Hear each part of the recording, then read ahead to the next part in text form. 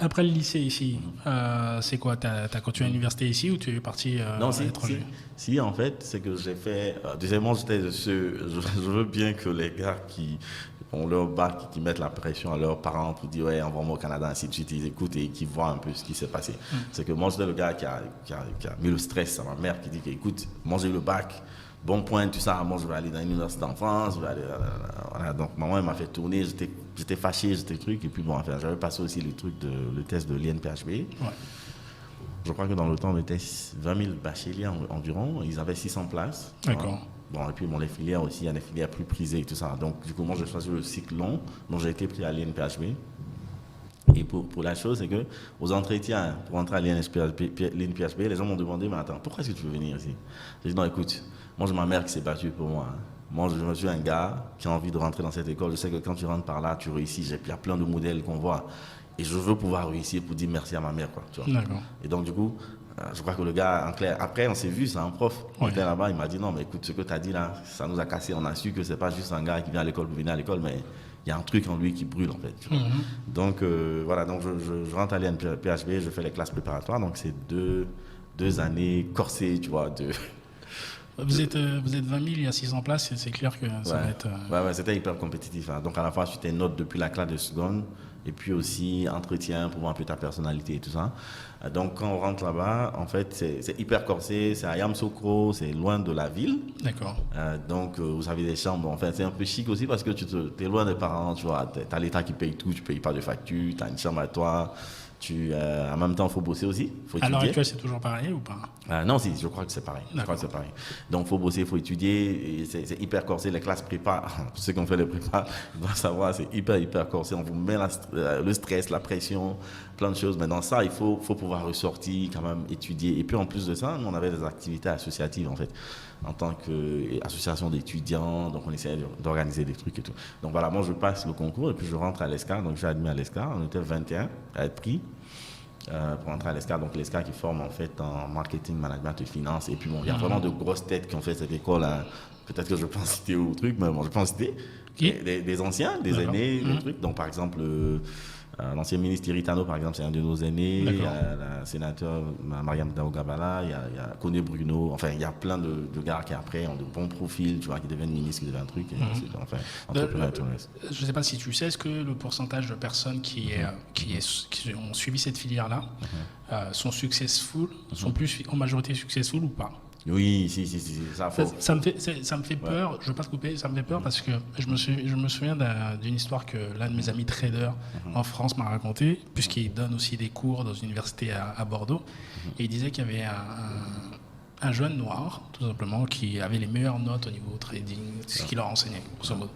Et finalement, il est sorti, je crois qu'il est sorti, comment on appelle ça, major de sa promotion, et finalement, c'est le seul gars qui n'a pas eu de boulot dans sa filière.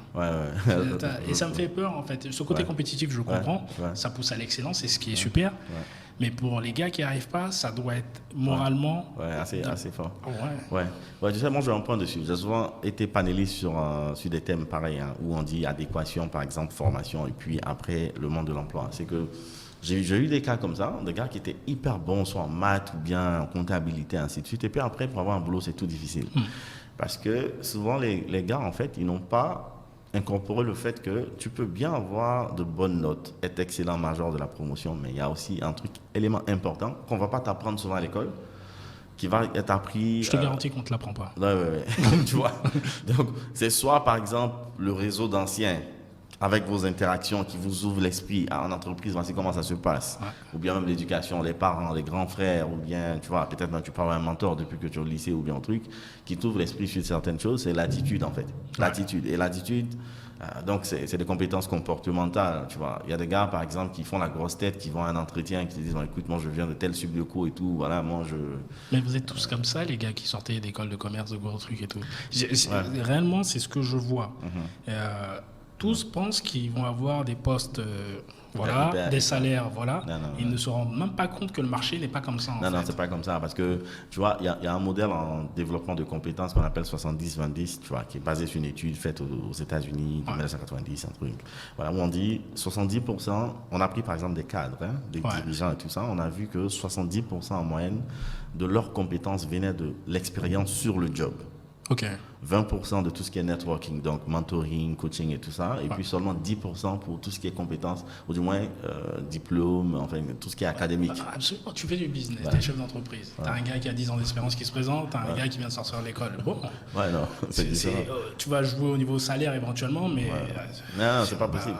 Et moi j'ai dit aux gens, mais écoute, tu fais ta subdioco ou quoi que ce soit. Bon, nous-mêmes, quand on fait l'ESCA, on commence même avec les mêmes salaires que les autres qui n'ont pas fait l'ESCA, tranquille.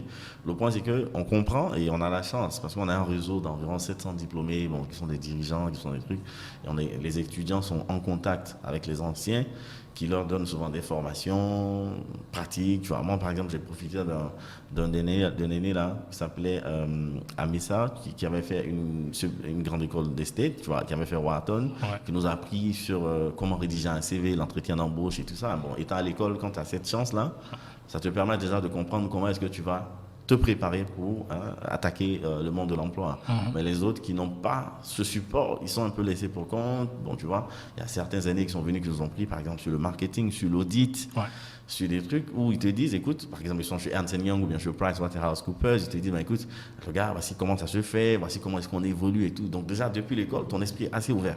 Voilà, donc c'est un type de modèle ici, je pense, calqué de ces grandes business schools américaines et puis françaises et tout ça, mais c'est très utile, ça aide, parce que ça te donne ce que le cours en classe ne te donne pas. Tu vois, donc, en clair, moi, je pense que c'est hyper important, les gens doivent essayer de penser à mettre ces choses en place pour avoir des gars qui, quand ils arrivent en entreprise, tu vois, ils ont l'attitude et puis aussi la compétence technique. Mais en même temps, moi je dis, tout s'apprend sur le job. Voilà, il y a des expériences que tu vas avoir dans le travail et puis c'est clair, même nous tous, je veux dire, on travaille dans des entreprises et tout, mais ce qu'on fait là, on n'a pas appris ça à l'école.